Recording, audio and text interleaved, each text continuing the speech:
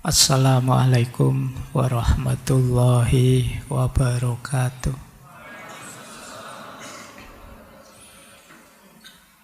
Bismillahirrahmanirrahim. Alhamdulillahi rabbil alamin.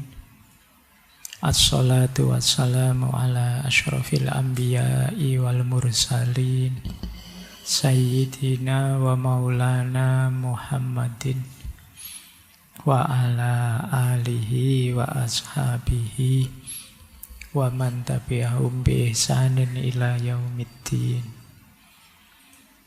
Amma ba'd. Bismillah, mari kita lanjutkan lagi ya belajar kita. Apapun situasinya menjadi jalan untuk belajar. Apapun fenomenanya adalah pelajaran. Maka mari ya tetap kita istiqomah belajar. Mungkin sambil teman-teman istirahat sebentar minggu kemarin kelihatannya capek sekali semuanya.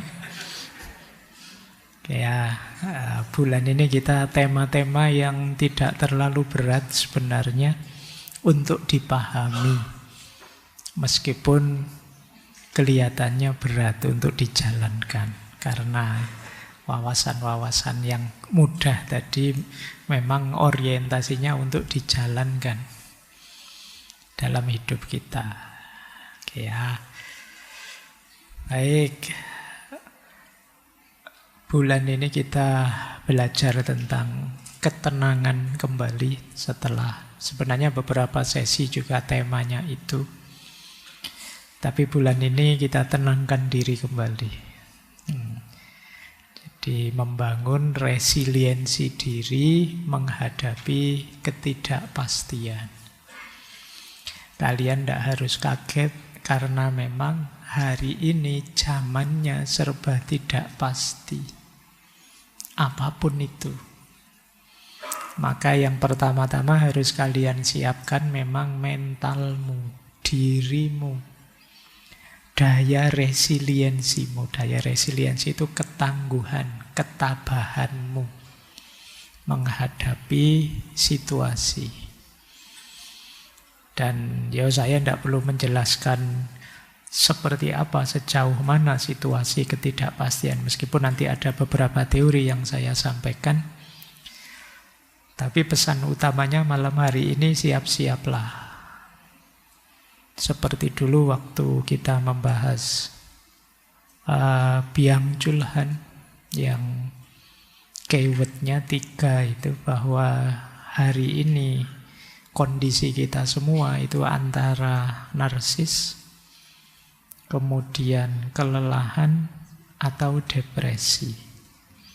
Kalian boleh milih salah satu ini ya. Saya hari ini itu termasuk yang narsis, atau yang kelelahan, atau yang sudah depresi.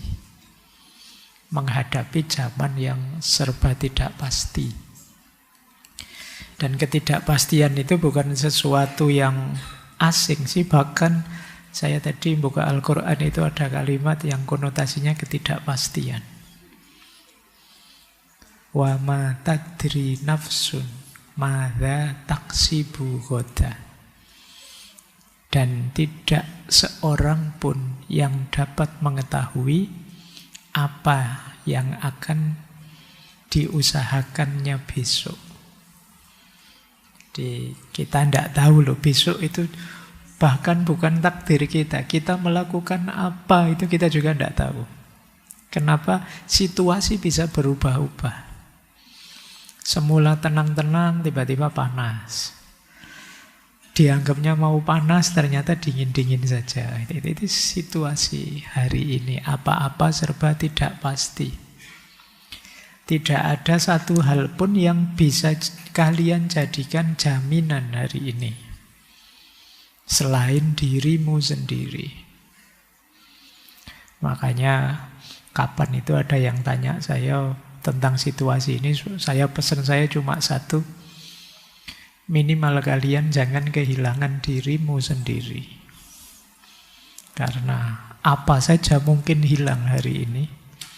Kalau di kita ya tidak hanya mungkin hilang, yang kamu pegang pun bisa pada akhirnya hilang. Wong dipajeki semua sekarang. Tapi apa saja boleh hilang, dirimu tidak boleh hilang. Jadi kehilangan jati diri, kehilangan otentisitasmu itu bagi saya bencana paling besar. Maka itu tadi ya kalimat saya, opo wae hilang tidak apa-apa asal tidak dirimu. Saya lihat beberapa kemarin ada yang lepas kontrolnya. Itu kehilangan dirimu berarti. Baik, bismillah ya, kita belajar tentang ketidakpastian dan resiliensi diri. Yang pertama, tentang ketidakpastian. Kalau dalam beberapa analisis, di situ saya masukkan misalnya ada analisis VUCA. VUCA itu singkatan volatility, uncertainty, complexity, ambiguity. Jadi kita hari ini itu berhadapan dengan peradaban manusia yang volatil, uncertain, kompleks, dan ambigu. Volatil itu berubah-ubah. Sebenarnya berubah ini kan tidak mengagetkan wong Sejak zaman Yunani dulu orang sudah tahu bahwa hidup ini hakikatnya perubahan. Heraklitos. Satu-satunya yang tidak berubah adalah perubahan itu sendiri. Jadi hidup ini serba. Bahkan saya yang tadi jalan dari luar masuk ke sini itu mungkin beda sudah. Saya yang di sana di luar masjid dengan saya yang di dalam masjid itu mungkin sedikit banyak juga berubah. Saya yang belum berangkat ke masjid dengan saya yang sekarang sedang itu mungkin sedikit banyak juga sudah ada perubahannya. Nah, problemnya memang hari ini perubahan itu begitu cepatnya. Dan kalian sering kaget dengan perubahan yang sangat cepat itu. Ketika kalian kaget terus pikiranmu jadi tidak jernih, daya kritismu turun, akhirnya kamu gampang dimanipulasi. Hari ini kan hidup kita itu dari viral ke viral. Setiap viral itu kan mengagetkan. Akhirnya kita kehilangan kewaspadaan, daya kritis kita turun. Itulah kenapa orang Jawa punya semboyan ojo gumunan, ojo kagetan. Kalian mungkin tanya, kenapa sih Pak? Kan wajar saja orang gumun, orang kaget. Iya, karena dalam situasi gumun, situasi kaget, itu pikiran kita jadi tidak jernih melihat persoalan. Jadi kita tidak tajam, wong kaget. Sama kayak orang marah. Orang marah itu kan juga tidak jernih pikirannya. Maka mari kita sadari hidup ini memang berubah-ubah dan belakangan perubahan itu cepatnya luar biasa. Oke, ini teori VUCA itu ya. Kemudian yang kedua, selain berubah-ubah, dunia ini hari ini serba tidak pasti. Kalian boleh meramal apa saja, tapi masa depan tidak bisa digambarkan. Kalian mau bilang besok kita ada Indonesia emas, itu aja kan ragu-ragu. Iya kan? Emas tenanan dong, situasinya kayak gini kok ya. Ini kamu ragu-ragu. Mau bilang Indonesia hancur itu gimana? Mau bilang Indonesia maju itu gimana? Kita bingung. Yang bilang pasti maju menggebu-gebu kan biasanya para pejabat. Tapi kan kita membaca objektifnya itu tetap merasa ragu. Meramal Indonesia 10 tahun, 20 tahun, 30 tahun ke depan seperti apa mungkin kita tidak berani memastikan. Kenapa? Tadi situasi perubahannya terlalu cepat. Nah, ini situasi kedua. Tapi ya tetap kalian harus siap. Makanya jangan mudah percaya dengan ramalan-ramalan. Kadang-kadang ramalan itu berdasarkan fakta hari ini. Tapi kalau fakta hari ini tidak jelas, gimana orang bisa meramal? Kalau situasi existingnya kita tidak tahu, lah gimana kita bisa memprediksi? Kecuali ramalan-ramalan yang model besok ada bencana, besok ada pejabat ketangkep, itu kan ramalan-ramalan. Ramalan kayak gini kalau benar jadi rame, hype, kalau salah tidak ada orang bahas. Makanya peramalnya rasanya hebat, luar biasa. Padahal itu dari sekian puluh ramalannya mungkin 1-2 yang pas. Tapi memang situasi hari ini serba tidak sepasti itu. Zaman dulu bahkan sudah diramalkan loh, 2012 itu kiamat. Ya kan, sampai hari ini tidak jadi itu. Apa malaikatnya pengen ngeprank ya. Makanya begitu diramal, manusia sudah ngeramal ini, ganti saja ceritanya. Jangan begitu. Dulu kita sudah siap-siap sampai dibikinin film itu ya 2012. Tapi terus tidak jadi. Kenapa? Memang apa-apa sekarang serba tidak pasti. Wong sekarang musim saja kan tidak mesti. Kalian saya tanya, hari ini musim kemarau apa musim penghujan? Itu pun mungkin kita bingung hari ini. Mau dibilang kemarau tapi kok hujan. Mau dibilang hujan tapi sudah lama ini tidak turun hujan. Begitu kita ngerasani, sudah lama tidak turun hujan, berarti kemarau ini tiba-tiba hujan. Yaitu mungkin efek dari kita belakangan suka ngeprank itu. Oleh alam pun kita diprank.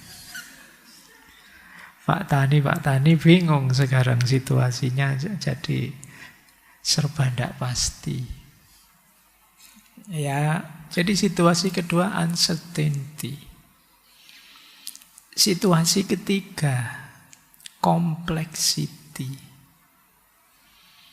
Complexity itu problem kita hari ini saling terkait, kompleks. Jangan dikira urusan politik itu politik saja, nanti ada hubungannya dengan sosial, ada hubungannya dengan ekonomi, ada hubungannya dengan budaya. Bahkan ada hubungannya dengan agama, kompleks.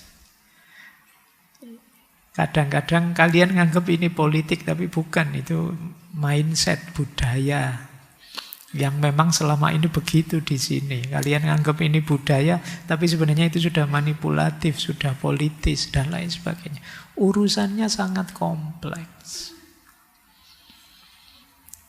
Termasuk berhubungan dengan adat, tradisi. Itu kan belakangan kalian kemarin demo rame-rame kan itu menyangkut banyak hal. Tidak sekedar urusan politik. Jadi betapa kompleksnya situasi hari ini. Jadi sudah berubah-ubah, tidak pasti, kompleks dan tidak jelas, ambigu. Kita hari ini bingung, mana benar, mana salah. Bukan karena kurang informasi, tapi terlalu banyak informasi. Kita tidak bisa milih, mengklarifikasi ini benar, ini salah. Kita gampang sih bilang ke orang-orang, tabayun dong, tabayun. Kan gampang ngomong gitu. Emangnya simpel tabayun itu. Ada tekniknya, ada prosesnya. Dan itu yang kita hadapi hari ini. Semua orang ngomong, semua orang nge-share sesuai kecenderungannya sendiri-sendiri. Dan ini membuat segalanya jadi membingungkan. Nah, ini nanti kita belajar ini mungkin minggu depan ya, belajar tentang bagaimana kita mengelola informasi yang datang dalam diri kita. Tapi malam ini mari kita sadari peliknya situasi hari ini, rumitnya situasi hari ini.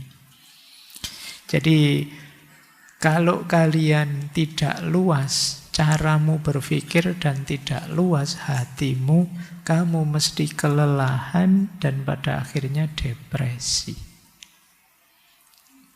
Melihat situasi hari ini. Maka pesan besarnya malam ini sebenarnya siapkan mentalmu. Jangan dikira situasi akan membaik, problem demi problem akan datang terus, membanjir. Maka tema malam hari ini, kuatkan resiliensimu. Tingkatkan daya tahanmu. Baik, ini juga dulu pernah kita bahas, saya kasih screenshot sebentar itu. Dulu kita bahas ini di Ziauddin Sardar. Post normal era. Hari ini itu sudah melampaui normal. Jadi situasinya sudah tidak normal lagi, sudah post normal. Cirinya 3C. Kalau di Sardar kemarin ya sama dengan penjelasan tadi secara umum sih. Yang pertama complexity, yang kedua chaos, yang ketiga kontradiksi. Ini Ziauddin Sardar. Complexity itu seperti tadi loh. Dunia di sekeliling kita itu sistem yang saling terkait, saling bergantung. Menyelesaikan urusan A itu tidak bisa hanya dari satu dimensinya, karena dia pasti multidimensi. Itu yang kadang-kadang kalian bingung kan, menuntut ini. Tapi kalau ini dituruti, ada problem di dimensi yang lain. Dimensi ini dibereskan, dimensi yang lain bermasalah terus begitu. Ini namanya kompleks. Maka pembacaan kalian harus luas. Yang kedua chaos. Kalau sudah kompleks terus chaos. Ada kekacauan. Jadi stabilitas terganggu. Perubahan sangat cepat, kompleks terus chaos. Dalam situasi chaos muncul banyak kontradiksi-kontradiksi. Yang satu perspektifnya stabilitas, yang satu perspektifnya perubahan, yang satu perspektifnya damai, yang satu perspektifnya perbaikan. Itu bisa tabrakan, itu namanya kontradiksi. Kan sering saya sampaikan, masalah yang agak berat itu bukan pertemuan antara yang benar dan yang salah. Ketika yang benar dan yang salah ketemu, gampang. Kita pilih yang benar, selesai. Tapi begitu yang benar dan yang benar ketemu, tapi tidak sinkron, itu yang disebut kontradiksi. Ini ikhtiar kita harus lebih kuat, lebih keras. Tidak sesimpel itu.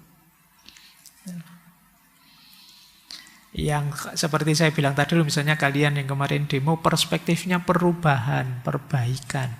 Sementara mungkin ada masyarakat yang lain menggunakan perspektif kedamaian, kenyamanan hidup. Ya, karena ada demo mesti tidak nyaman. Loh, ini kan dua-duanya tidak salah. Itu kalau tidak di-manage secara bagus, ya tentu saja terjadi konflik horizontal. Atau jangan-jangan kalian sengaja diadu.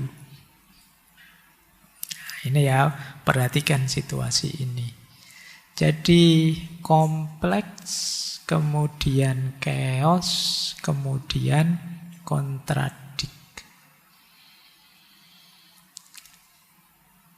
Makanya tadi pesan saya, hatimu yang luas, wawasanmu yang banyak. Biar tidak sempit, tidak isinya otot-ototan aja lah. Tapi kamu bisa menganalisisnya lebih jernih. Baik, kalau ini sudah kita jelaskan beberapa bulan yang lalu tentang post normal Ziauddin Sardar. Oke, sebenarnya saya mau ke sini.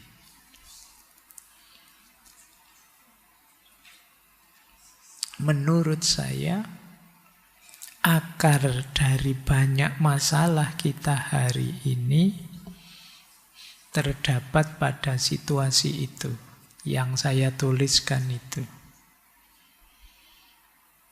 Belief system sebagian besar kita itu eksklusif. Sosial system kita fanatik. Cultural system kita feodalistik. Political system kita egoistik. Economical system kita konsumtif.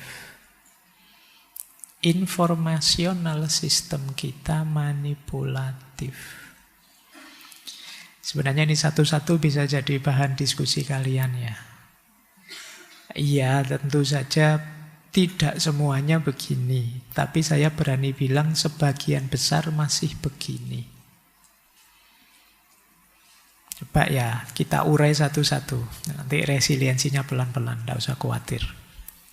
Karena akarnya di sini. Kalau kalian mengobati penyakit, tidak sampai ke akarnya, mungkin simptomnya sembuh, tapi penyakit itu sendiri belum sembuh sebenarnya. Yang pertama apa? Belief system. Jadi sistem ideologi, sistem kepercayaan kita, itu sebagian besar kita mindsetnya eksklusif. Eksklusif itu tertutup. Menganggap bahwa yang saya percayai itulah yang benar. Yang lain salah semua. Ini yang disebut eksklusif. Orang seperti ini tentu saja dia tidak mempan dikritik. Kalau agama terus jadi dogmatis kaku. Merasa dirinya yang paling benar. Tidak bisa diajak diskusi. Oke, ini sering jadi masalah. Belief system yang eksklusif, tertutup. Bukan berarti kalian tidak boleh meyakini kebenaran tertentu, kepercayaan tertentu. Yakini saja kebenaran yang kamu yakini, tapi jangan tertutup. Tertutup itu menganggap yang selain saya pasti salah semua, satu-satunya yang benar hanya aku. Nah, ini mungkin kalau di logika sering ada istilah klaim kebenaran. Jadi yang benar pasti aku. Tertutup sama sekali. Cirinya biasanya tidak bisa diajak dialog. Kalau dikritik ngamuk. Ayo. Ya memang sih saya tahu dikritik itu tidak enak. Kalian sendiri postinganmu dikritik orang mencak-mencak mesti kan. Tidak enak dikritik. Tapi kalau kalian anti kritik, gimana kalian bisa berkembang jadi lebih baik?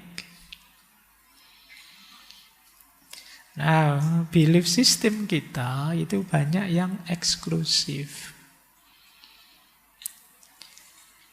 Yang kedua, sosial sistemnya, modenya mode fanatik.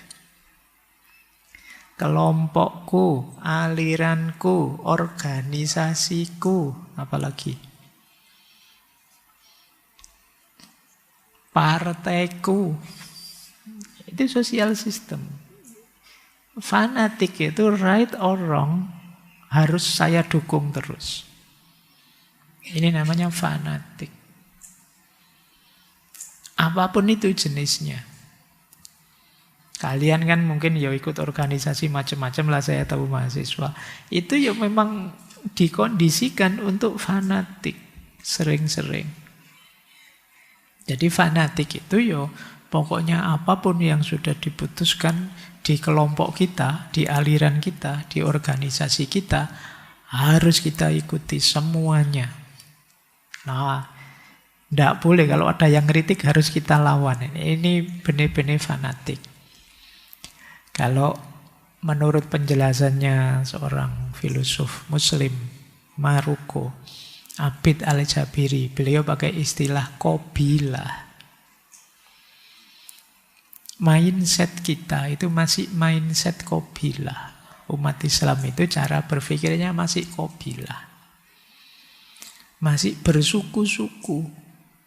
Ada sih yang ingin, Pak, saya netral, Pak. Anti suku-suku, anti kelompok-kelompok. Saya dan teman-teman membentuk sendiri kelompok yang netral. Ya akhirnya ya jadi kelompok baru.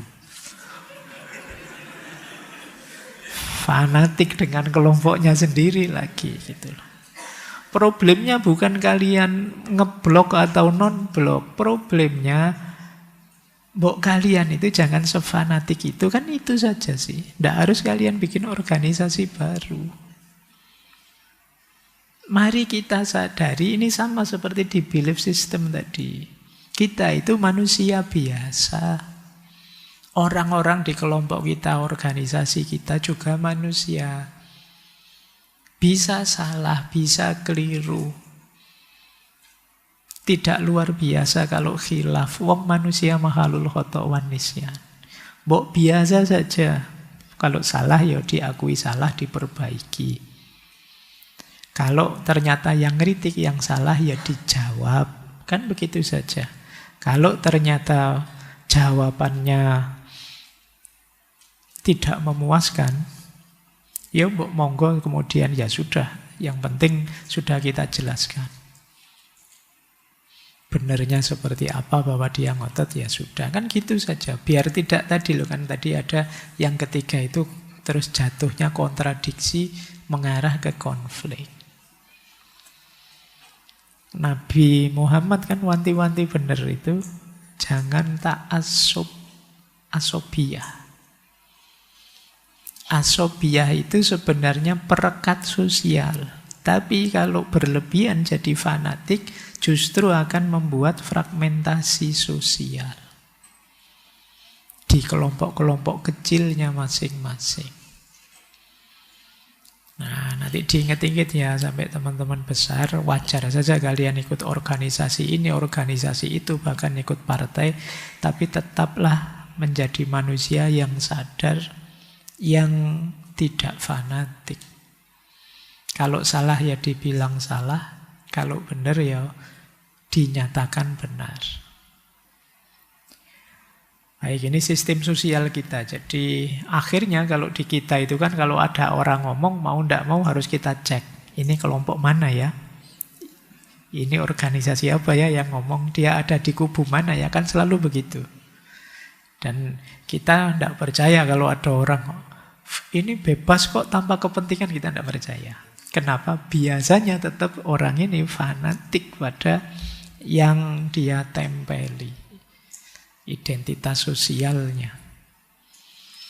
Baik, ini mulai, paling tidak kalian mulai ya, latihan lebih modern, lebih rasional dalam berorganisasi sosial. Yang ketiga, cultural system.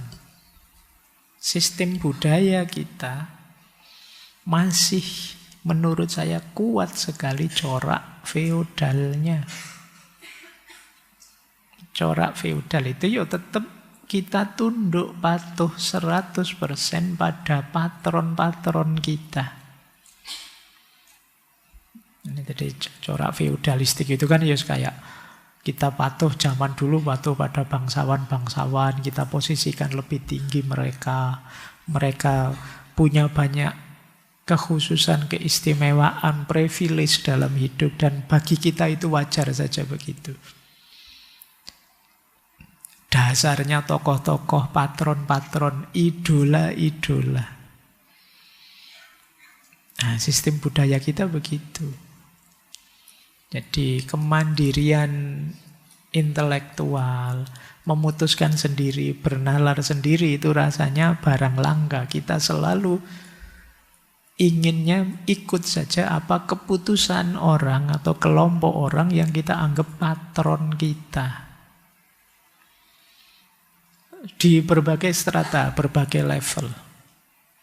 Bisa di partai-partai, bahkan bisa di kampus-kampus. Ketika kalian tidak kritis, patuh 100%, pokoknya apa kata dosennya, oke lah, dan lain sebagainya. Ini mental-mental feodal. Jadi mental feodal itu tidak harus kemudian hanya disalahkan kelompok bangsawannya, tapi mentalmu juga begitu. Kalau ada penindasan itu, yang bermasalah tidak hanya yang menindas yang jahat, tapi yang ditindas kok mau saja. Itu juga masalah. Mentalmu mental layak jajah. Sehingga orang tergoda untuk menjajahmu. Ini gaya feudalistik ini. Pikiranmu tidak hidup. Kalau disuruh bebas mikir sendiri, kamu malah tanya, enaknya gimana ya Pak? Itu ya sudah. Akhirnya disetir kalian. Ini bagi saya akar-akar feudal ini masih kuat di kita. Ya, yuk akarnya sampai di sini. Makanya kan kadang kamu heran, kok ada orang semembela itu ya? Pak, yang menurutmu ini jelas salah orang ini, tapi masih ada yang karena kelompoknya, karena grupnya dan mentalitasnya feodal. Jadi sosialnya fanatik, budayanya feodal. Itu kombinasi yang klop sudah.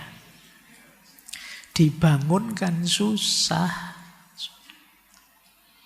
Jadi berat. Oke, dan ini di banyak kasus kalian akan ketemu nanti akarnya di sini. Di banyak kasus. Makanya sulit sekali mencari solusi-solusi yang kritis. Apalagi kemudian sistem politiknya egoistik. Kalau ini tidak perlu penjelasan ya, kalian ngertilah itu. Jadi yang dipikirkan hanya dirinya dan kelompoknya.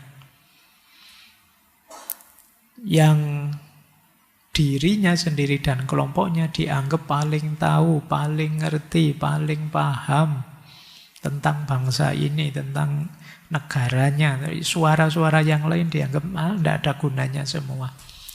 Ini sistem politik yang egoistik. Merasa yang paling benar. Apalagi terus sistem ekonominya konsumtif. Tidak produktif. Konsumtif itu yang ada di pikirannya nyari uang dibelanjakan untuk memenuhi kebutuhan. Ternyata dari paling bawah sampai paling atas mikirnya begitu.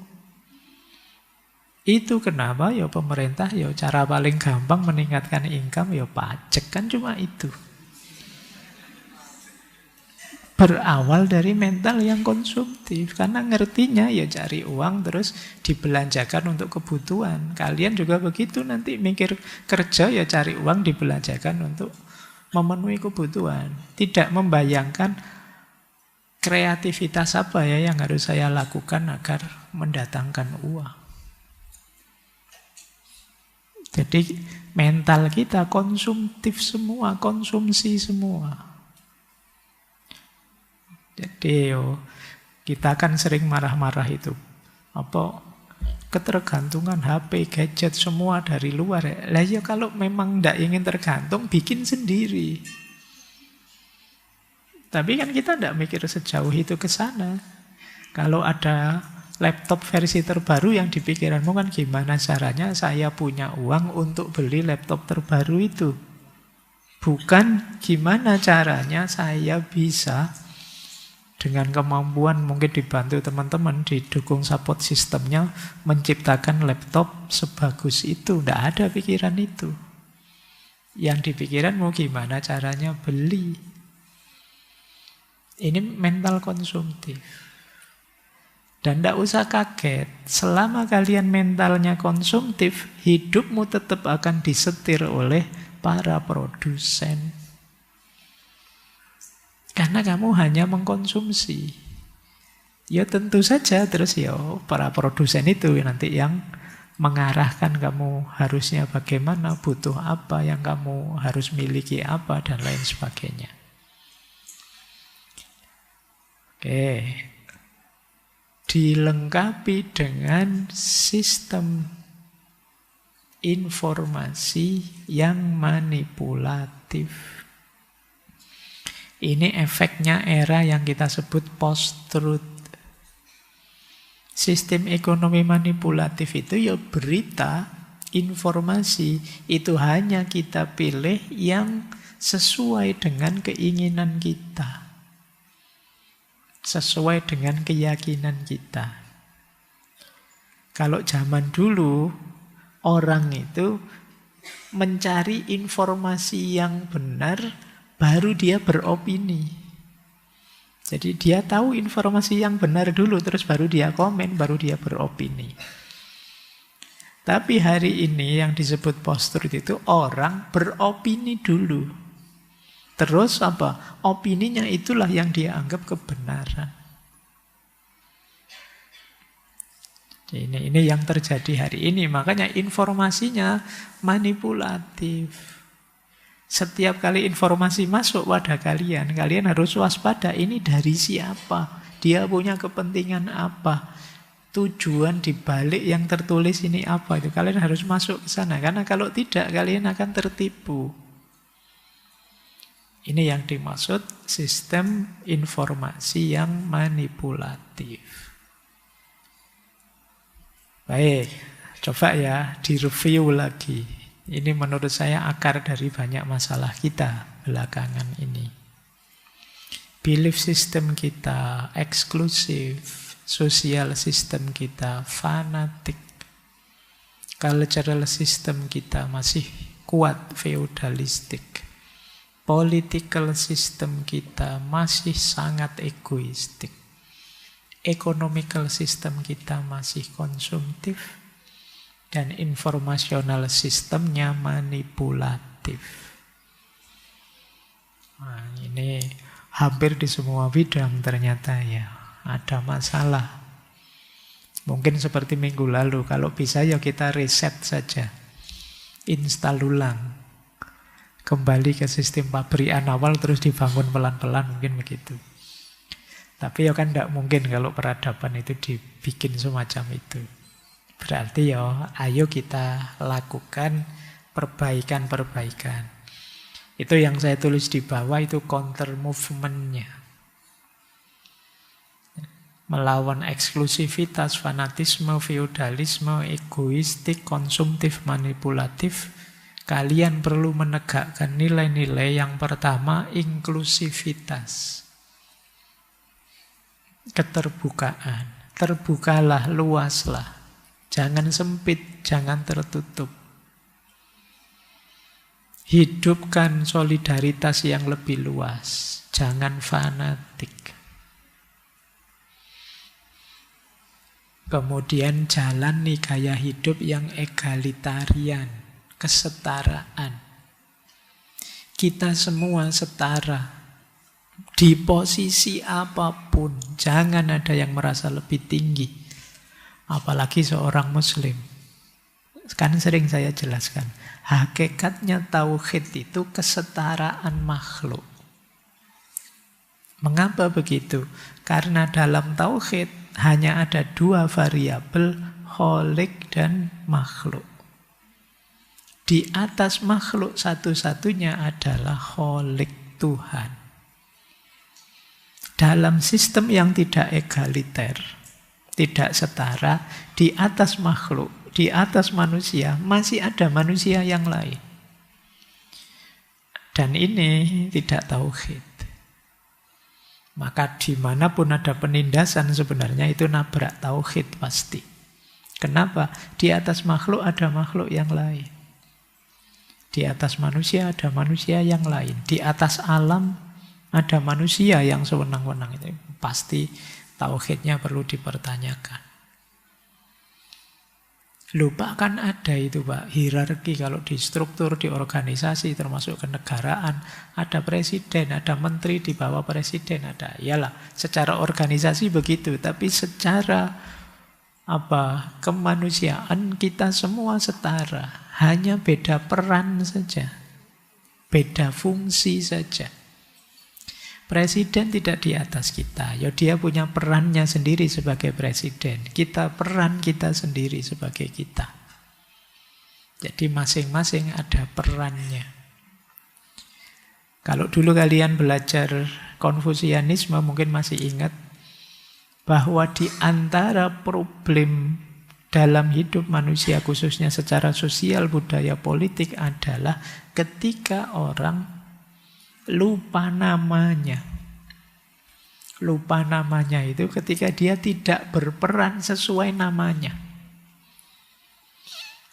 Yang presiden tidak berperan sebagai presiden, yang wakil rakyat tidak berperan sebagai wakil rakyat, di situ mula-mula akan jadi problem besar dalam kehidupan sosial, berbangsa, dan bernegara. Itu sudah diingatkan oleh Konfusius. Kan dalam Konfusianisme kan ada ajaran reification of names, meluruskan nama-nama. Kalian juga begitu. Mahasiswa, ya jalankan peranmu sebagai mahasiswa. Oke ya. Baik, ini rumus egalitarianisme. Melawan apa? Feodalisme. Kemudian politik yang egoistik. Ayo kita kembali ke ideal-ideal yang dicita-citakan founding fathers kita tentang Indonesia, kemakmurannya, dan lain sebagainya. Itu politik yang idealis. Tidak masalah. Kita punya ideal-ideal untuk dihidupkan. Tidak sekedar pragmatik, egoistik saja. Apalagi mikirnya hanya untuk pemilu saja, 5 tahun ke depan saja, itu kurang ideal. Lebih ideal lagi untuk bangsa dan negara ini. Kemudian ekonomi kreatif, bukan ekonomi yang konsumtif, dan literasi kritis, bukan informasi yang manipulatif. Baik. Ini ya, nanti kalau kalian jadi pejabat, diingat-ingat penyakit ini. Loh kan kalian semua ini nanti pejabat di masa depan. Jangan lupa. Nanti jangan-jangan kalau jadi pejabat ternyata kalian sama saja. Akeh tunggale ya. Oke, yuk kita mulai tema kita. Tidak apa-apa temanya hanya setengah. Yang penting kalian dapat wawasan tentang ketidakpastian dan situasi konkret yang kalian hadapi. Sekarang kita ke resiliensi. Jadi resiliensi itu kemampuan seseorang untuk bangkit, bertahan, menyesuaikan diri secara positif ketika ada tekanan, kesulitan, atau perubahan tidak menentu. Jadi kan tadi zaman itu betapa chaosnya, betapa tidak terduganya, betapa tidak pastinya. Kita memerlukan resiliensi, ketangguhan, ketahanan. Ada yang menyebut resiliensi itu daya lenting, daya fight back. Seperti pegas. Kalian ngerti pegas ya, per. Per itu kalau ditekan keras, dia baliknya akan keras. Mungkin kalian, saya tidak tahu, masa kecilmu ngerti tidak mainan yang kalau ditaruh mungkin di bawahnya ada besinya itu. Kalau kamu miringkan ke sini, dia tetap akan balik ke sana. Tidak bisa dijatuhkan. Mungkin dulu waktu kamu kecil kamu pakai latihan tinju itu. Kamu seneng karena dia setiap kali ditinju dia balik lagi, dia balik lagi. Daya pegas, daya lenting. Itu resiliensi namanya. Kalau untuk ketahanan batinmu. Jadi satu kondisi di mana kalian begitu kuatnya, begitu tangguhnya, sehingga sekeos apapun, sekacau apapun situasi, kalian masih bisa tegak kembali. Itu yang disebut resiliensi. Nanti ada individual, ada kolektif, ada spiritual, filosofis. Kalau individual secara psikologi, resiliensi itu kapasitas kemampuan kita untuk bisa mengelola stres, trauma, kegagalan, sehingga kita tidak menghancurkan diri kita. Jadi jatuh bangun lagi. Itu resiliensinya tinggi berarti. Kalau secara sosiologi ya komunal, bersama-sama, kolektif. Ada bencana kita bisa bangkit lagi. Ada perubahan besar kita tetap bisa survive. Nah ini resiliensi sosial namanya. Kelaparan sih luar biasa tapi tetap bisa survive lagi. Berarti resiliensinya hebat. Kalau yang spiritual, filosofis biasanya daya jiwa untuk tetap tegar, tetap ikhlas. Sesulit apapun situasi hidup bisa menemukan makna di balik segala kepahitan hidup. Nah, ini spiritual namanya. Jadi resiliensi itu mungkin bisa kalian definisikan daya tahan diri, daya untuk bangkit, daya untuk melenting kembali menghadapi kesulitan-kesulitan hidup. Orang yang resiliensinya tinggi itu biasanya sulit ditaklukkan. Karena dia jatuh akan bangun lagi, jatuh akan bangun lagi. Generasi kalian, Gen Z, itu sering dituduh rapuh. Kalau ada masalah, dropnya cepat, stresnya cepat, depresinya cepat.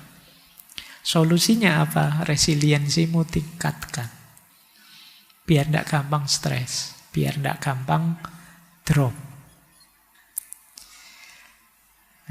Ya mulai besok latihan ya, latihan kuat. Nanti ada caranya.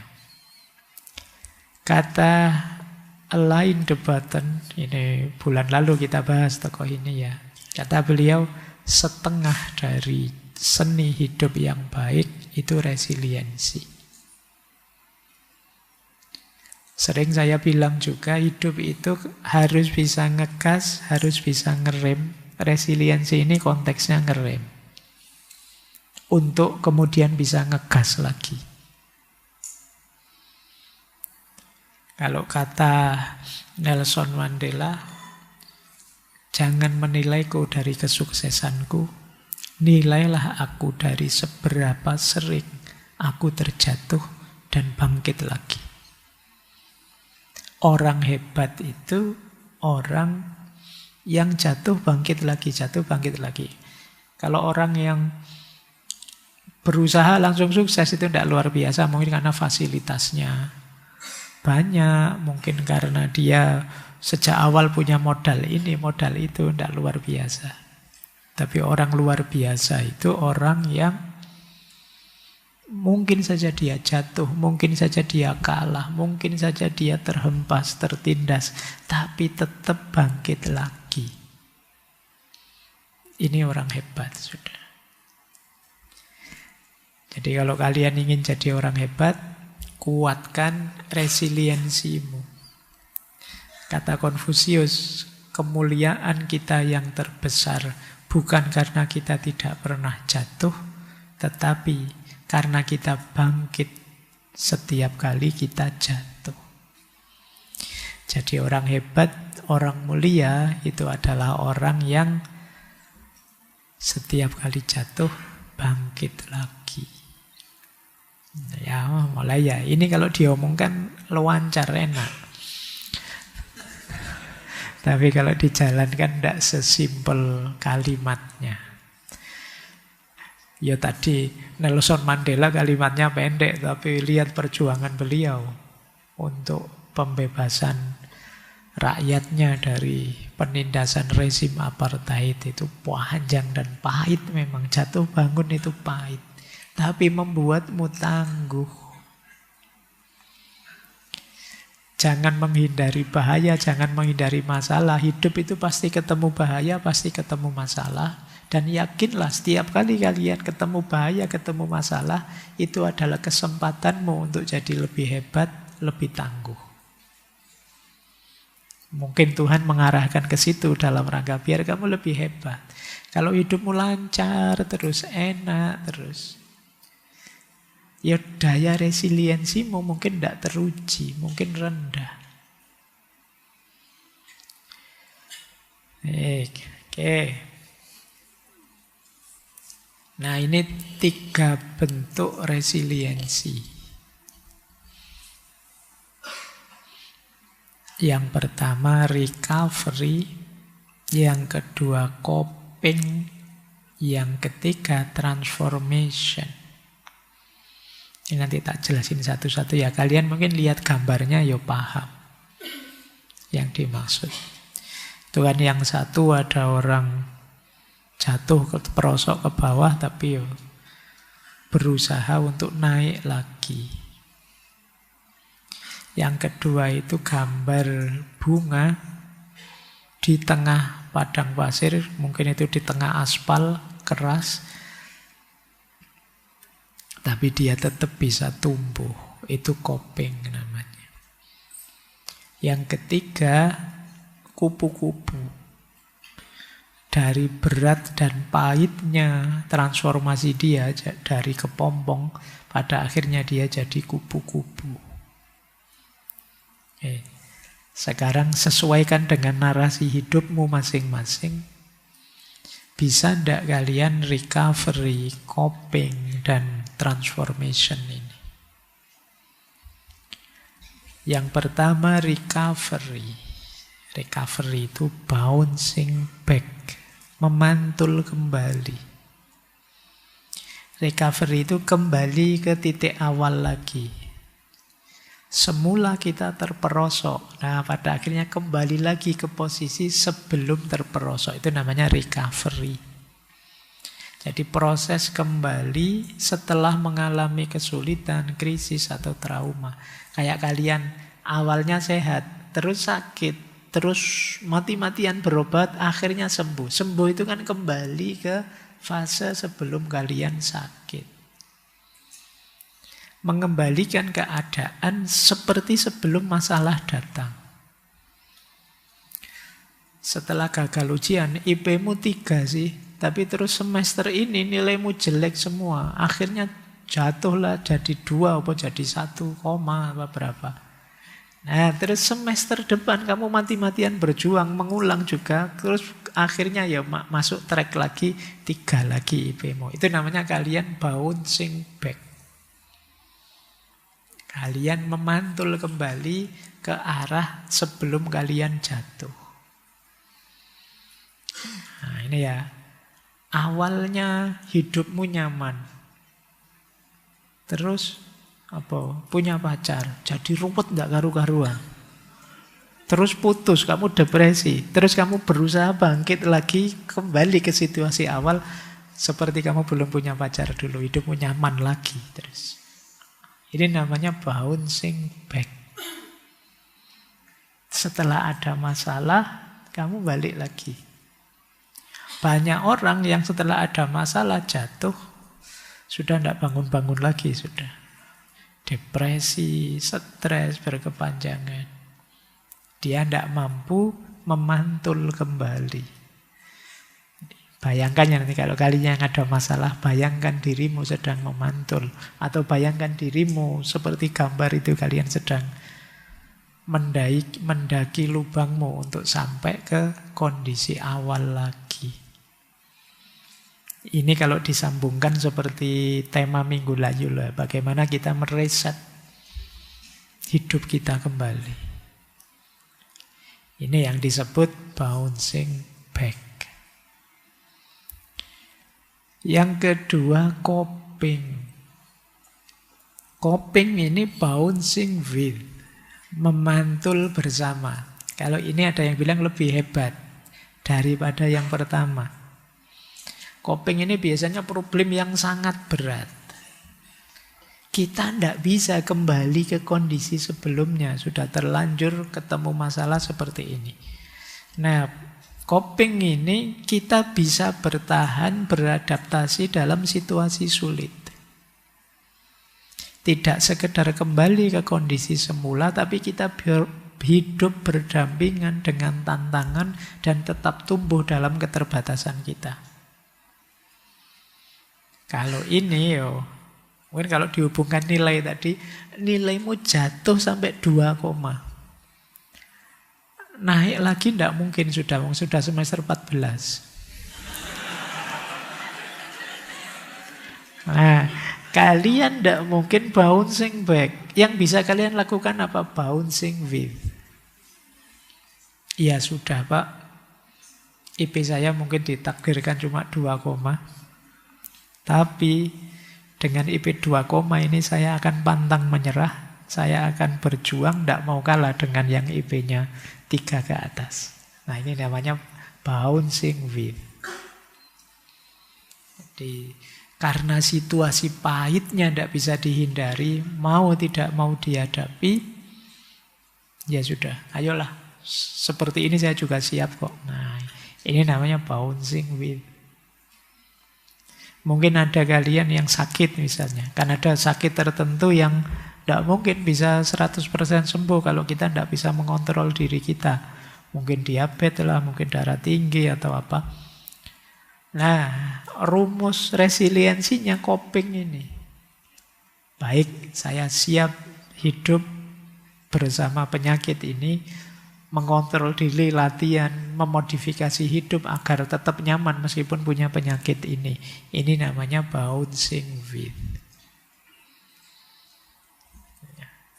Mungkin kalian dulunya kaya, tiba-tiba miskin. Dan tidak mungkin kalian bisa balik segera ke kaya raya seperti dulu. Tapi bukan berarti kalian hidupmu gelap terus depresi. Tidak. Kalian masih bisa dengan rumus bouncing with ini. Ini kalau mungkin ada peribahasa itu di barat, istilahnya apa? Sleeping with the enemy. Tidur bareng musuh. Sebenarnya kalian tidak suka, tapi ya tidak apa-apa, mau gimana lagi. Jadi kalau kalian mikir hidupmu di dunia ini dengan segala ancaman gempa bumi, kiamat, dan macam-macam, itu kan ada yang bilang secara ekologis kita itu sleeping with the enemy. Tapi dengan kemampuan resiliensi ini, meskipun tidurnya bareng musuh, tetap kita bisa enak tidur, ya ngorok, ya seneng, tidak masalah. Ini namanya bouncing with. Jadi istilahnya memantul bersama. Kayak kalian kehilangan misalnya, kayak tadi loh, kehilangan pasanganmu misalnya. Itu kan beratnya luar biasa. Alternatifnya kan 2, kamu kembali lagi nyari lagi seperti yang awal, atau ya sudahlah, kamu terbiasa kok hidup dalam situasi patah hati, enak-enak saja, itu nyaman-nyaman saja, itu namanya bouncing with. Coba ya, nanti makanya tadi saya bilang, coba perhatikan hidupmu, kalian ingin ada di titik mana untuk resilient ini. Jadi bouncing, kayak tadi ya yang sebelumnya, bouncing back atau bouncing with. Kalau ini ada yang bilang ini yang paling hebat. Namanya bouncing forward. Memantul maju, transformasi. Kalau ini tidak sekedar kuat menghadapi masalah, tapi juga justru masalah itu jadi titik pijak dia untuk berubah lebih baik. Ini namanya bouncing forward. Dengan menghadapi masalah kita jadi lebih kuat, lebih bijak, lebih matang, lebih kritis. Ini namanya bouncing forward. Setelah sadar kayak tadi, setelah sadar nilaimu jatuh misalnya dan tidak bisa diperbaiki, ya kalian bisa menerima. Tapi dengan pijakan itu, sekarang kamu mereformasi dirimu besar-besaran. Kamu jadi anak tekun, kamu jadi anak yang lebih serius, kamu bertransformasi berarti.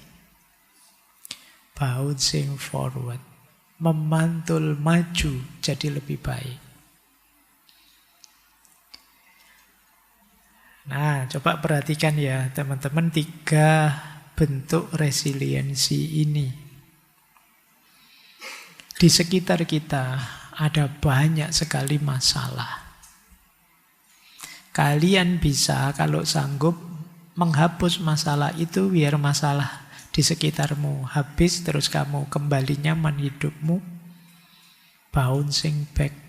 Atau tidak bisa Pak, daya saya terbatas, tapi minimal Saya bisa bertahan dan tidak rusak. Meskipun di tengah padang pasir, saya masih bisa tumbuh, berbunga, dan indah. Ini bouncing with. Saya tidak tahu nanti tuntutanmu dituruti apa enggak. Tapi pastikan kamu tidak merusak dirimu sendiri. Pastikan kalian tetap bisa bouncing with, tetap bisa tumbuh, berkembang, indah. Apapun situasinya. Apalagi kalian bisa transformation. Dengan berpijak pada masalah itu, kalian jadi lebih hebat. Lebih bijaksana. Lebih berani. Lebih tangguh. Lebih luar biasa. Ini namanya transformation. Oke, baik. Itu ya, perkuat 3 aspek ini dalam hidup kalian. Hidupmu akan jauh lebih kuat, tidak lagi gampang burnout tadi, kelelahan atau depresi. Ya kalau tadi problematika narsis, burnout, depresi, ya paling tidak sisa narsisnya kan gampang. Narsis itu alamiah saja sih, orang pengen divalidasi, diakui orang biasa saja. Efeknya tidak terlalu berat dibandingkan yang burnout sama depresi tadi. Jadi kuncinya di daya resiliensimu. Baik, sekarang kita cek. Gimana sih caranya mengembangkan resiliensi? Saya mencatat setidaknya ada 8 cara untuk mengembangkan resiliensi. Yang pertama, tentu saja apapun yang berhubungan dengan self-improvement, perbaikan diri, itu harus diawali dari self-awareness. Mengenali diri kita sendiri. Ya enggak mungkin lah kita bisa bertahan tanpa mengenali diri kita. Jadi diawali self-awareness. Emosi-emosi kita, pola pikir kita, kelemahan-kelebihan kita. Ayo kita kenali. Tanpa kita kenal diri kita, ya bagaimana kita bisa bertahan menghadapi situasi zaman yang tadi tidak pasti, chaos dan lain sebagainya.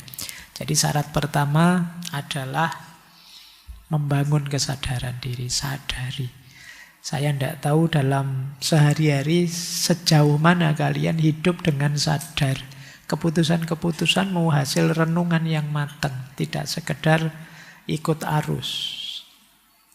Jadi sadari dirimu, sadari setiap keputusanmu. Dengan dasar mengenali emosi, pola berpikir, kelemahan dan kelebihanmu. Kalau sudah sadar, terus yang kedua mengelola pikiran. Ini uraian panjangnya boleh kembali ke sesi mindset dulu. Kita ada ngaji filsafat tema mindset. Misalnya gini, mengelola pikiran itu.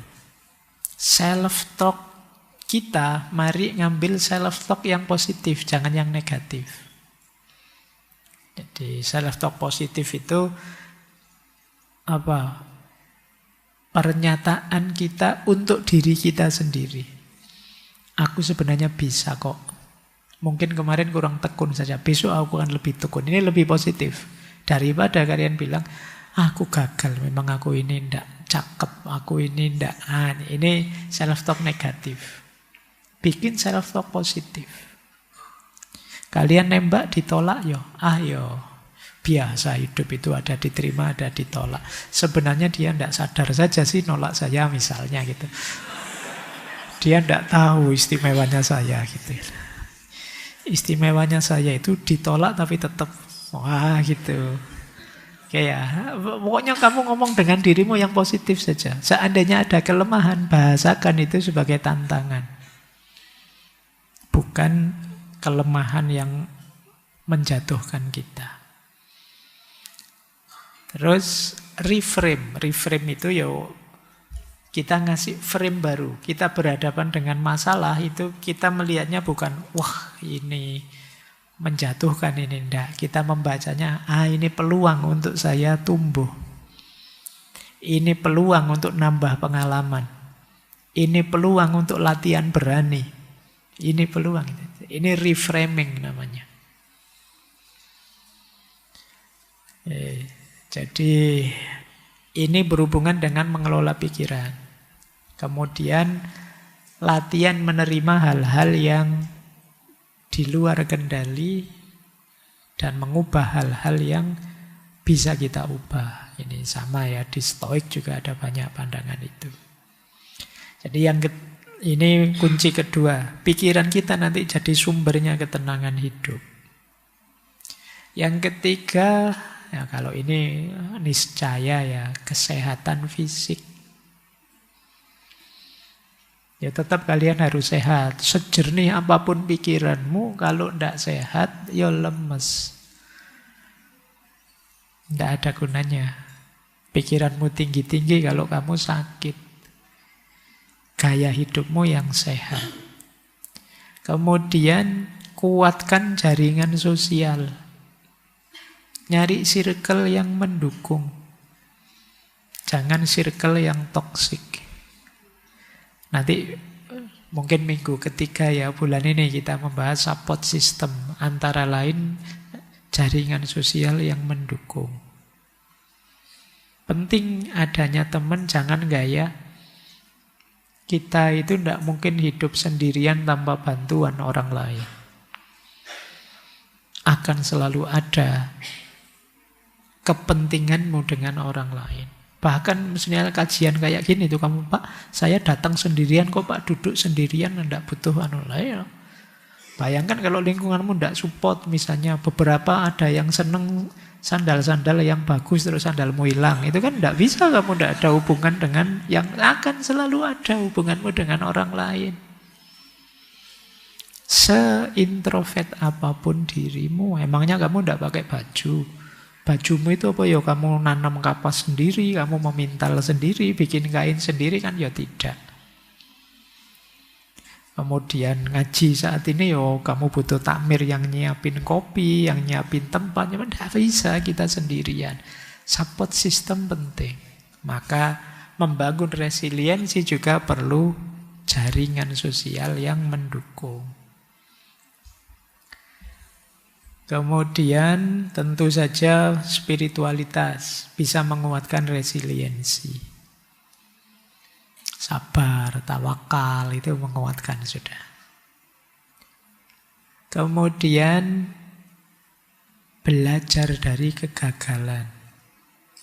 Setiap kali gagal, coba kalian tanya, aku bisa belajar apa dari sini? Apa yang harus saya tingkatkan biar tidak gagal lagi? Jadi kamu malah upgrade setelah gagal. Setiap kali jatuh, jadi modalmu untuk lebih kuat, lebih kokoh. Membangun resiliensi juga, kalian harus berlatih untuk fleksibel dan adaptif. Zaman berubah-ubah, situasi naik turun di luar kontrolmu. Mungkin kamu tidak bisa mengubah situasi, tapi kalian bisa mengontrol, mengendalikan dirimu. Mungkin caramu beraktivitas, caramu bekerja, dan lain sebagainya sesuaikan dengan kondisi. Jadi orang yang fleksibel, tidak kaku. Nah, kalau kalian tidak kaku, itu lebih mudah menyikapi perubahan-perubahan situasi. Kemudian mendukung resiliensi juga adalah punyalah harapan tapi yang realistis. Ya, punyalah cita-cita tidak masalah, tapi juga yo jangan berlebihan. Jadi gantungkan cita-citamu setinggi mungkin. Gantungkan cita-citamu setinggi-tingginya, tapi yang mungkin. Yang tidak mungkin ya jangan ditarget. Kenapa? Sumbernya stresmu. Sumbernya depresimu. Mimpimu terlalu besar. Nah, ini menguatkan resiliensi. Pada akhirnya nanti saya pakai begini. Jadi itu indikator cara melatih resiliensi ya. Jadi resiliensi itu ada banyak dimensinya. Ada pikiran, emosional, sosial, spiritual, praktis, dan fisik. Yang pikiran itu berarti tadi ya, memahami, memberi makna, melihat dengan frame yang berbeda. Nah, itu pikiran. Berarti kalian cara melatihnya melakukan reframing, latihan menulis jurnal, latihan menulis pelajaran dari setiap kesulitanmu. Itu melatih kemampuan resiliensi kognitifmu. Kemudian emosinya juga dilatih. Mengendalikan cemas, takut, marah, gimana caranya tenang. Misalnya, itu saya kasih contoh ya, caranya. Biasakan tidak terburu-buru. Kalau emosinya terlalu melonjak-lonjak, pause sebentar. Apa pause itu? Berhenti sebentar. Terlalu senang, atau terlalu sedih, atau terlalu marah, atau terlalu kecewa, itu kan sedalam itu yang kamu rasakan. Coba jangan memutuskan apa-apa dulu, berhenti dulu sebentar. Kalau mengikuti hadis itu kan, kalau kamu marah sedang berdiri duduklah, sedang duduk berbaringlah. Itu maksudnya berhenti dulu. Jangan melakukan apa-apa, jangan memutuskan apa-apa. Ini dalam rangka mengendalikan emosi. Kemudian secara sosial, tadi ya nyari jaringan, nyari teman. Bangun relasi yang tulus, tidak sekedar formalitas. Cari komunitas yang memungkinkan kalian belajar empatik. Bukan komunitas yang hanya nyari seneng-seneng saja, kemampuan sosial skillmu tidak meningkat. Secara spiritual juga begitu ya. Secara spiritual, perbanyak ibadah, zikir, kemudian banyak baca-baca buku filsafat misalnya. Itu kan meningkatkan spiritualitasmu. Paling tidak kan kamu tidak mikir macam-macam. Yang dipikir mau coba buku tidak paham-paham. Itu kalau tidak jadi marah, tidak jadi kecewa. Kamu sumpek baca buku filsafat, Pak, tidak paham-paham saya, Pak. Itu paling tidak teralihkan sebentar. Nah, ini spiritual. Ya kan resiliensimu akan lebih kuat kalau kamu sadar tujuan. Nah, tujuan itu bisa diambil dari filosofi hidupmu atau makna-makna spiritual. Kemudian dari aspek praksis atau tindakan kalian untuk bisa lebih kuat, boleh kok kalian meningkatkan kualitas dirimu. Misalnya kamu latihan latihan digital apa, nambah kemampuan bahasa apa, itu pasti membuatmu lebih tangguh. Semakin kamu nambah skill, semakin kamu hebat, kuat. Kemudian biasakan, ini mendukung resiliensi. Kalian punya target apapun, rencananya jangan hanya satu. Ini plan A, ini plan B, ini plan C. Plan A gagal ya plan B. Plan B gagal ya plan C. A, B, C gagal semua, ganti rencana. Loh, jadi caranya begitu. Karena planmu hanya satu, ya ketika gagal selesai. Nah, itu ya. Oke, dan fisik tentu saja kesehatan. Jadi penting. Terus, ini penghalang-penghalang resiliensi. Kalian yang dengan mental dan mindset seperti ini, kamu tidak akan jadi lebih tangguh. Resiliensi tadi kan ketangguhan. Saya tidak tahu, mungkin kalian pernah mengucapkan kalimat ini. Misalnya kalian bilang, padahal itu jelas-jelas kamu yang gagal. Tapi kamu bilang, itu bukan salahku. Aku ini hanya korban. Dosennya saja yang tidak fair, tidak adil. Teman saya saja yang usil sehingga saya tidak lulus. Kamu selalu nyari kambing hitam, menyalahkan yang lain. Yo kamu tidak jadi kuat. Karena kamu lari dari masalahmu. Jadi, yo kalau memang kalian yang variabel gagalnya, bilang iya, saya yang gagal. Nah, tapi besok akan saya perbaiki kurangnya apa. Atau yang kedua, kalian merasa, wah ini sudah rusak total, tidak mungkin bisa diperbaiki, Pak. Sudahlah. Nah, ini juga pasti kalian tidak akan dapat apa-apa dari kegagalanmu. Kalian merasa gagal, jatuh sejatuh-jatuhnya. Tidak mungkin bangkit lagi. Apalagi terus kalian bilang, tidak ada gunanya saya berusaha, Pak. Sudah, saya ini memang mungkin levelnya cuma segini. Selesai, kalian tidak akan jadi lebih kuat. Atau kalian protes, mengapa harus aku yang gagal? Apa salahku? Apa dosaku? Tiap hari bikin puisi ya. Ya sudah, kamu tidak jadi resilient, kamu tidak jadi tangguh, tidak jadi kuat. Kamu tidak percaya dengan kenyataan hidupmu. Seharusnya tidak terjadi. Ya, itu sama saja, kamu meratap, lari. Dan yang paling sering mungkin kita yang terakhir itu takdir, Pak, sudah. Kalau sudah takdir itu kamu sudah macet sudah di situ. Ada apa-apa takdir. Oke ya, coba diingat-ingat kalian semoga tidak ada cara berpikir begini. Karena kalau cara berpikirmu ada di sini, tidak jadi kuat kalian. Tidak jadi resilient. Intinya kalian lari dari masalahmu, tidak mengakui kegagalanmu.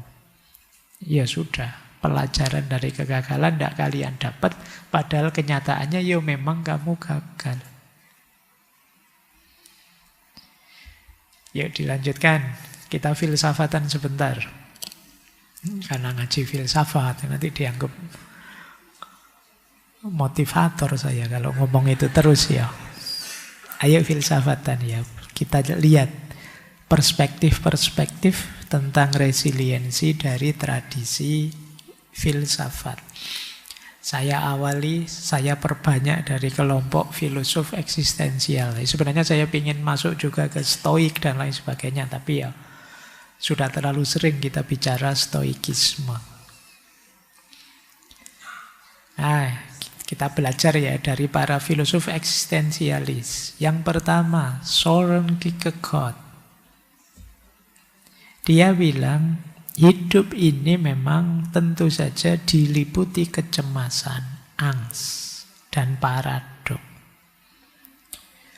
Berarti apa? Resilient itu kita tetap memilih hidup yang otentik meskipun cemas, meskipun paradok, meskipun tidak jelas.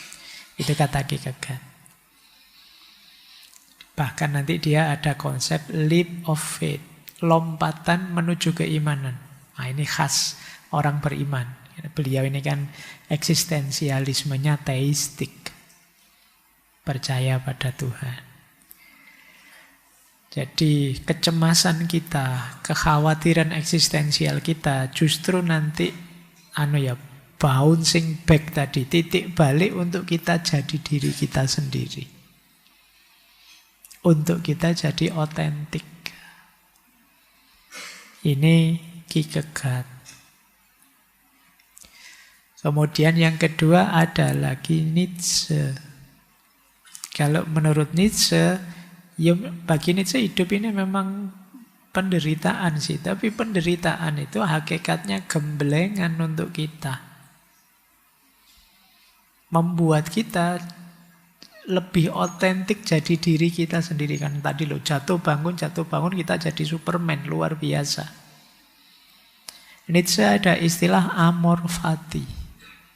Amor fati itu ya makna letternya mencintai nasibmu, mencintai takdirmu.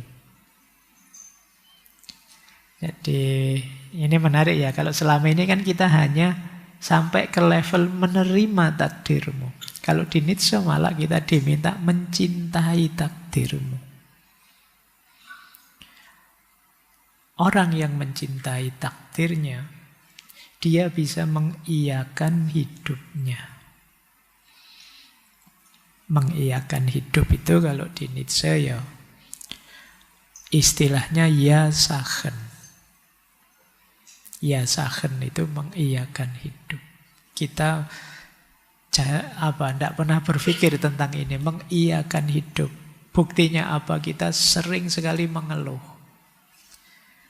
Seolah-olah tidak terima kita dengan hidup yang seperti ini. Nah, Nietzsche punya perspektif, mari kita jadi seorang yang mencintai nasibnya, tapi tidak berhenti di situ.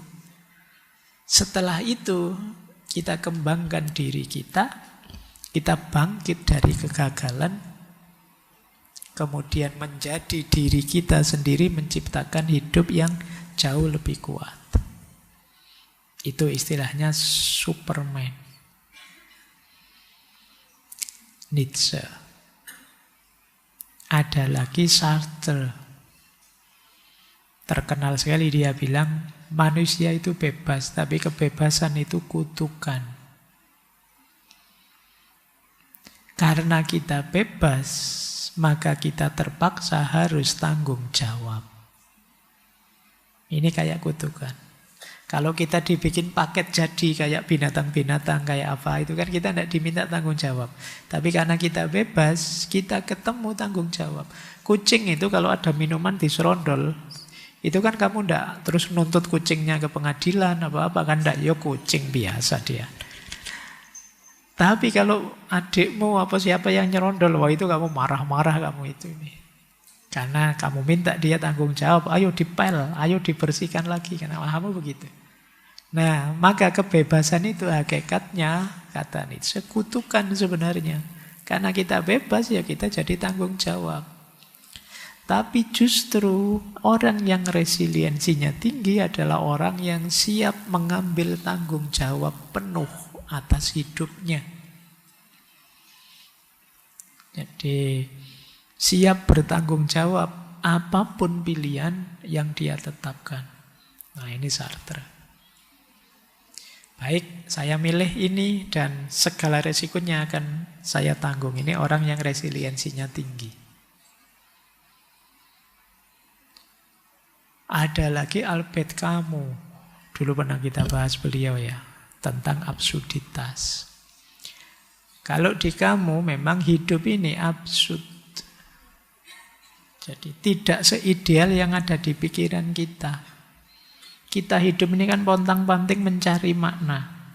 Padahal ya dunia ini diam saja, kita maknai apa? Ya kita maknai apa? Jadi hidup ini seabsurd itu.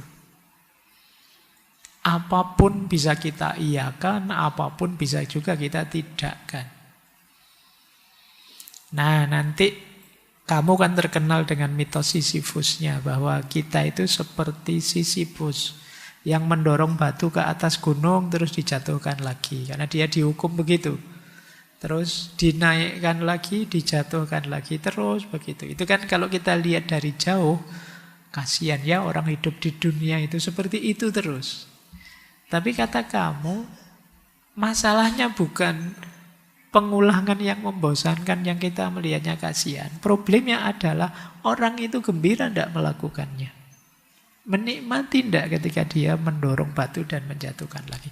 Sisyphus itu mendorong batu ke atas gunung, dijatuhkan lagi, tapi dia senang saja. Bisa menikmatinya, meskipun absurd. Nah, dunia ini absurd, tapi justru kebahagiaan kita terletak ketika kita bisa menerima dan menikmati absurditas itu. Kenapa? Karena kalau kita mencari hidup yang tidak absurd, tidak ada.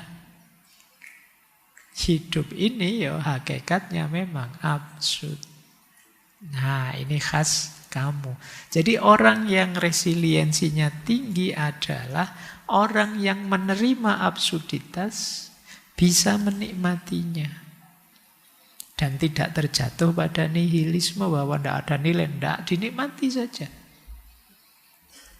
Jadi dia tetap serius kayak hidup ini kayak sedalam itu, tidak masalah, dinikmati saja. Padahal itu ya absurd sih. Kalian mengkonsep hidup seideal apapun, jadi ya absurd konsepnya. Tapi kamu bisa menikmatinya, tidak masalah. Nah, itu dulu kita pernah satu sesi dengan kamu. Terakhir Viktor Frankl. Viktor Frankl dia dengan eksistensial maknanya. Jadi resiliensi kalau di Frankl ya tentu saja will to meaning. Manusia itu mengalami kepahitan apapun tetap akan bisa survive karena dia selalu bisa menemukan maknanya. Jadi menemukan makna berarti masih ada tujuan hidup yang ingin saya tuju. Itu di Frankl. Makna-makna saya masih harus jadi orang soleh, saya masih harus berguna bagi bangsa dan agama. Ini makna-makna yang kita tempelkan untuk hidup kita, yang membuat kita masih semangat. Itu dicontohkan oleh Frankl, misalnya orang yang ditahan di penjara, itu kan harusnya dia sudah putus asa, tapi dia bisa tetap semangat karena dia punya tujuan. Saya ingin nanti kembali lagi ke keluargaku. Saya ingin nanti saya kalau pulang kerja lagi di sana sini. Ketika masih ada tujuan hidup ini, dia masih punya makna terhadap hidupnya dan terus tidak jadi putus asa. Nah, tadi orang yang jatuh bangun tadi, itu kenapa kok dia bisa bangun lagi, karena dia punya tujuan. Bayangkan kalau kalian tidak punya tujuan hidup, ya jatuh mau bangun lagi kalian ragu-ragu. Saya bangun lagi terus mau apa? Wong tidak punya tujuan. Tapi kalau kalian punya tujuan, ini harus dikejar lagi. Itu Viktor Frankl tentang resiliensi. Baik, itu gambarannya ya para filosof. Sekarang ke tasawuf. Kalau ini sih konsepnya kalian paham ya. Meningkatkan resiliensi khas tasawuf. Resiliensi itu berarti kondisi jiwamu yang pantang menyerah untuk berikhtiar. Sabar, istiqomah mengikuti prosesnya. Warok, mampu menahan diri, mengendalikan diri. Qanaah, kalian siap menerima apapun pemberian Tuhan padamu. Jadi ketika jiwamu terbentuk dengan 4 karakter ini, bisa dipastikan daya resiliensimu tinggi.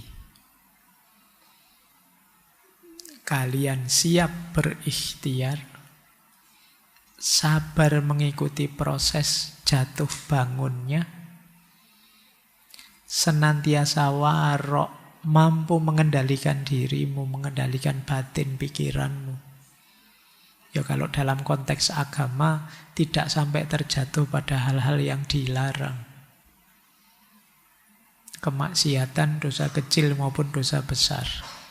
Dan qanaah. Qanaah itu jiwamu yang ridho dengan apapun jatah pemberiannya Allah. Nah, kalau kondisinya sudah seperti ini, jalankan itu, fungsikan itu untuk melakukan 3 hal. Kalau dalam tasawuf ya. Yang pertama, kita fungsikan untuk tawajud. Yang kedua untuk tajarrud. Dan yang ketiga untuk tazkiyatun nafas. Tawajud itu menemukan yang maha wujud. sampai pada yang maha wujud, sampai pada Allah. Jadi daya resiliensi kita itu adalah jembatan untuk kita lebih dekat dengan Allah. Itu tawajud. Jatuh bangun lagi. Motifnya apa? Biar lebih dekat dengan Allah. Ini dulu kita pernah belajar patah hati menurut sufisme. Itu bagaimana setiap kali luka itu hakikatnya apa? Terbukanya diri terhadap cahayanya Allah. Kita itu lebih sering ingat Allah ketika jatuh dibandingkan ketika tegak. Diakui saja. Kalau pas ada masalah kan kamu terus tiba-tiba jadi orang soleh dadakan. Ada puasa Senin Kemis, sholat tahajud kan jadi begitu. Bayangkan kalau tidak ada masalah. Jadi kadang-kadang masalah itu mengantarkanmu pada Allah. Itu yang disebut tawajud.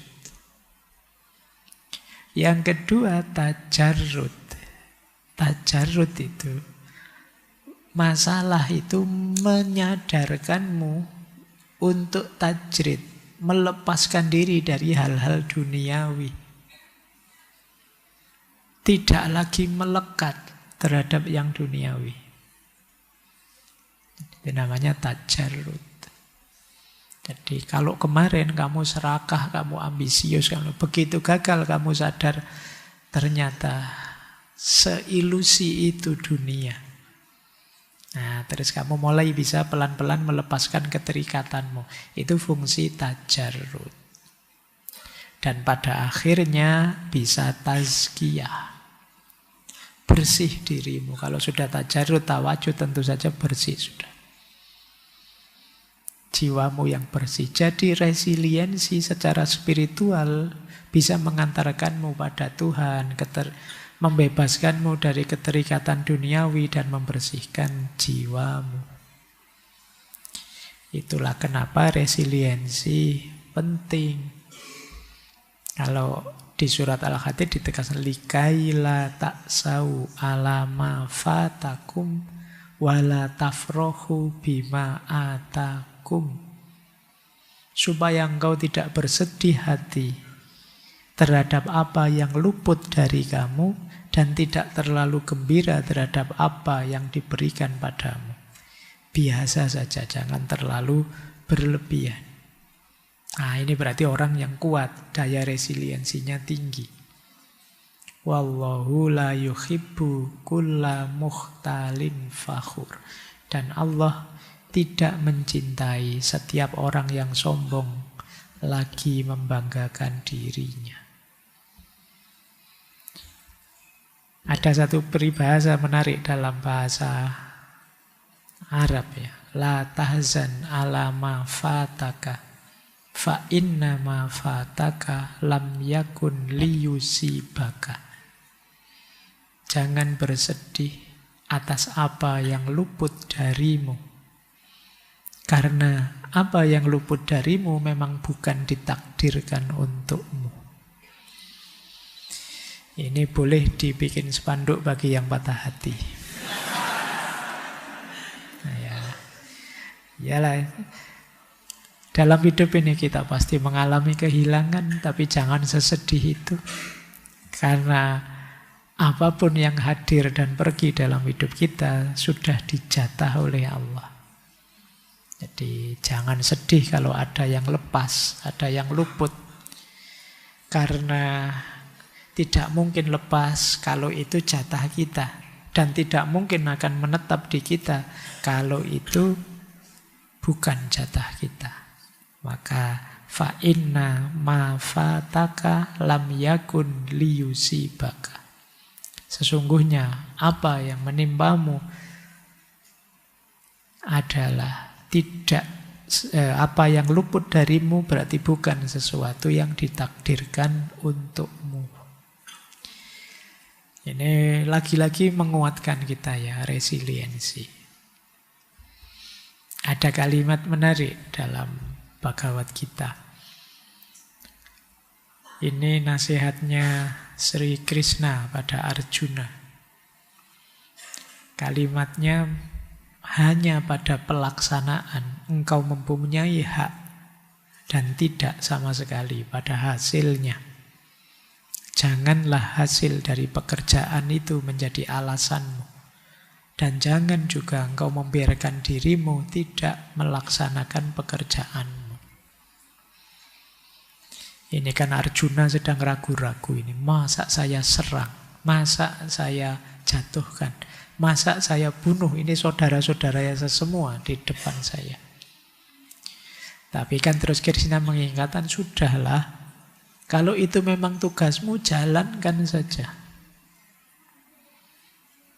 Tidak usah terlalu panjang, terlalu overthinking, mikir hasilnya apa, efeknya apa. Jadi, karena apa? Karena menjalankan kewajiban itu hak kita, tapi hasilnya bukan hak kita. Jadi, hasilnya haknya Tuhan. Jadi, jangan hanya karena memprediksi hasil terus kita tidak melakukan pekerjaan kita. Jangan juga engkau biarkan dirimu tidak melaksanakan pekerjaanmu. Ini dalil yang terakhir ini untuk kita semoga jangan males. Kalau bukan kita yang menjalankan kewajiban kita, terus siapa? Kalian mahasiswa, kalau bukan kalian yang belajar, terus siapa? Kalian yang DPR, kalau bukan kalian yang mewakili rakyat, terus siapa? Kalau bukan kalian yang mengelola, misalnya para pejabat Indonesia, lah terus siapa? Lah kewajibanmu memang itu. Seperti saya bilang tadi, segala kekacauan ketika orang mulai lari dari kewajibannya, apalagi terus jatuh egoistik tadi. Lanjut, waktunya sudah mepet. Ini nanti bahan kalian diskusi ya. Itu tadi kan sampai terakhir tadi masih resiliensi individu. Sejauh mana sih kita sebagai bangsa ini tangguh? Jadi resiliensi kebangsaan. Kemampuan satu bangsa untuk bertahan, beradaptasi, bangkit kembali ketika menghadapi krisis, bencana, konflik, penjajahan, pandemi, tekanan global. Sambil tetap menjaga identitas, persatuan, dan keberlanjutannya.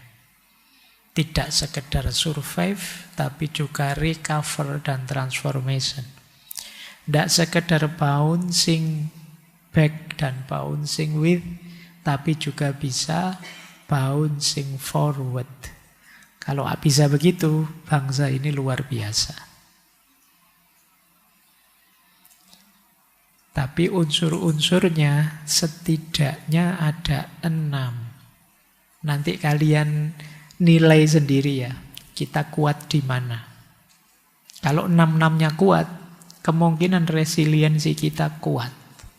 Ketangguhan kita sebagai bangsa luar biasa. Yang pertama, identitas dan nilai bersama. Secara konsep kita punya banyak. Pancasila, Bhinneka Tunggal Ika, gotong royong, dan lain sebagainya secara konsepnya. Tapi apakah nilai bersama ini hidup? Coba kalian teliti ya. Pancasila misalnya, benar tidak sih kita ini sudah Pancasila sekali jalan hidup kita? Coba kalian teliti nanti. Kalau iya, paling tidak kita sudah kuat di identitas dan nilai bersama. Yang kedua, kohesi sosial. Tambah kompak satu bangsa, tambah dia kuat, resiliensinya tambah tinggi. Tapi tambah terpecah-pecah dia, terfragmentasi dia. Yang masing-masing fragmen fanatik semua, dengan kelompoknya masing-masing, partainya masing-masing. Semakin kita sulit untuk membentuk kohesi sosial yang kuat. Kalau kohesi sosial tidak kuat, ya resiliensi bangsa ini melemah. Yang ketiga, kepemimpinan dan institusi yang kuat. Ini kalian saja yang bahas ya, bukan saya. Ilmumu lebih tinggi daripada saya tentang ini.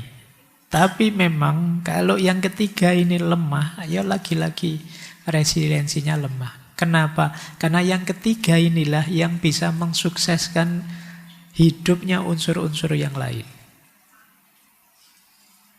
Jadi dia nomor 3, tapi 1, 2, 4, 5, 6. Itu kuncinya ada di yang ketiga ini. Kalau yang ketiganya ngaco, ya yang lain akan kacau. Yang keempat, ketahanan ekonomi dan kemandirian. Ini tidak perlu saya jelaskan. Tentu saja kemandirian ekonomi akan jadi kunci kekuatan bangsa. Yang kelima, ketahanan budaya dan spiritual. Tidak mudah terpengaruh, tidak mudah terombang-ambing, sadar budaya dan hidup budaya itu termasuk spiritualitasnya. Yang terakhir, kemampuan beradaptasi dan bertransformasi.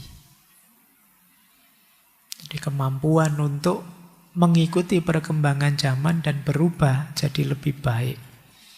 Ini juga jadi kunci resiliensi satu bangsa. Ini teorinya. Nanti isinya apa kalian ya yang coba kalian ulas satu-satu. Sejauh mana kita kuat di identitas dan nilai, di kohesi sosial, kepemimpinan dan institusi, ketahanan ekonomi dan kemandirian, ketahanan budaya dan spiritual, termasuk kemampuan beradaptasi dan bertransformasi. PR ya buat kalian. Yo paling tidak jadi bahan orasimu. Yo ben orasine rotok mutu sithik ngono ya. Baik, sudah mau waktunya. Ada kalimat menarik, Viktor Frankl tadi. Kata beliau, segala hal boleh diambil dari seorang pria, kecuali satu hal, yang itu kebebasan terakhirnya sebagai manusia, yaitu untuk mempertahankan sikapnya dalam situasi apapun. Ini yang tadi saya sebut di awal ya. Apa saja boleh dirampas dari dirimu, tapi tidak dirimu sendiri. Jangan kalian gadekan dirimu, jangan kalian ubah dirimu apalagi ke level yang lebih jelek. Kamu negokan otentisitasmu. Berarti kamu sedang melepaskan hal terakhir yang paling esensial dalam dirimu, yaitu kebebasan. Jadilah dirimu sendiri sesuai sikapmu selama ini, kebaikanmu selama ini. Dan jangan mau dipengaruhi untuk jadi lebih jelek, lebih negatif, lebih rusak, dan lain sebagainya. Bertahanlah sebagai dirimu. Karena kadang-kadang pengaruh bisa dari mana-mana, bahkan bisa dari circlemu sendiri untuk mengubah dirimu. Sehingga tidak otentik lagi. Yang pada akhirnya engkau akan merasa asing dengan dirimu sendiri. Loh, aku kok bisa begitu ya? Aku kok bisa senakal itu ternyata. Aku bisa sejahat itu ternyata. Aku bisa serusak itu ternyata. Jadi berarti kamu sedang melepaskan hal paling penting, yaitu menjadi dirimu sendiri. Ini dalam konteks apapun ya, dalam konteks apapun kalian perhatikan ini. Terakhir, Mary Ann Ratmaserfusius, penulis seniman. Keberanian tidak selalu menggelegar.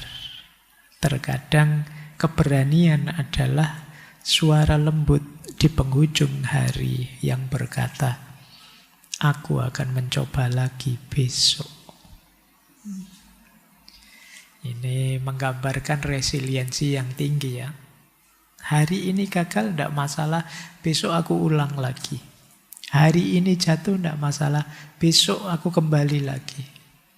Dan tidak perlu woro-woro, tidak perlu menggelegar, tidak perlu harus cerita kemana-mana, posting selfie kemana-mana. Ya karena kalau kamu tidak posting selfie kemana-mana, besok saya mau bangkit lagi, mau. Kalau tidak bangkit malu. Sudah terlanjur woro-woro, terus tidak sido. Akan aku taklukkan dunia besok. Wis muni ngono terus tidak lulus lagi. Nah itu kan izin. Jadi ya tidak harus menggelegar, tidak harus ramai, tapi diam-diam tegaskan, aku akan kembali. Nah, dan itu mungkin lebih terasa dalam dirimu. Baik, saya kira itu ya. Teman-teman, semoga bisa ditangkap pesan utamanya untuk membuat kalian tangguh, membuat kalian tahan banting, dan siap melenting kembali meskipun ada kalanya harus jatuh. Disitulah nanti akan terbukti sejauh mana kalian sebenarnya adalah calon orang-orang hebat dalam hidup ini. Saya kira itu ya untuk malam hari ini. Kita lanjutkan pembahasannya minggu depan. Kalau malam hari ini membahas sisi dalam diri kita, minggu depan kita bahas pengaruh dari luar, khususnya pengaruh informasi. Saya akhiri sekian. Kurang lebihnya mohon maaf. Wallahul muwaffiq. Wallahu a'lamu bissawab. Wassalamualaikum warahmatullahi wabarakatuh.